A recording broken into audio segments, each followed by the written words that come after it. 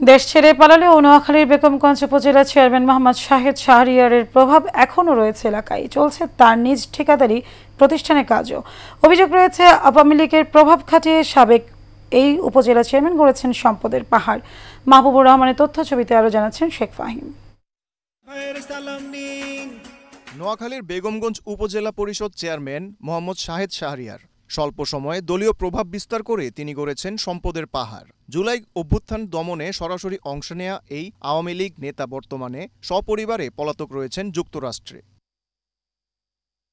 নোয়াখালীর বেগমগঞ্জের বাসিন্দা হলেও তার পৈতৃক নিবাস ছিল গোপালগঞ্জে। সেই সুবাদে খুব সহজেই মিশে যান আওয়ামী লীগের সঙ্গে।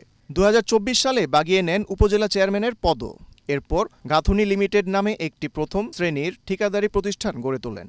অফিস করেন আওয়ামী লীগের সাবেক এমপি কিরণের একটি শপিং মলে। দুর্নীতি আর লুটপাটে একলাসপুরে ভিআইপি রোডে নির্মাণ করেছেন বিশাল বিলাসবহুল বাড়ি। স্থানীয়দের দাবি প্রায় ১০ কোটি টাকা খরচ করে এই বাড়ি করেছেন তিনি। এছাড়া রাজধানীর শ্যামলীতে স্ত্রীর নামে কিনেছেন প্রায় কোটি টাকার ফ্ল্যাট। এছাড়াও রাজধানীসহ এলাকায় কয়েক কোটি টাকার সম্পদ রয়েছে শাহরিয়ার পরিবারের। ফাতেমা স্বপ্না কি বাসায় থাকে?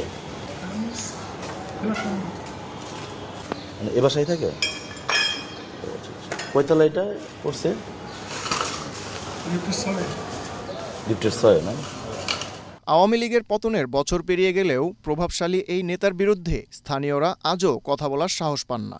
তবে তারা জানান, জুলাই অভ্যুত্থানের হত্যাসহ একাধিক মামলার আসামি শাহরিয়ার ছিলেন বেশ বেপরোয়া। পট পরিবর্তনের পর স্থানীয় বিএনপির কিছু নেতার যোগসাজশে তিনি বিদেশে পালিয়ে যান। তবে এখনও তার ঠিকাদারি প্রতিষ্ঠানের প্রায় ৫০ কোটি টাকার কাজ চলমান রয়েছে, যা দেখভাল করছেন স্থানীয় বিএনপির একটি চক্র। Sheikh Fahim, Asian television.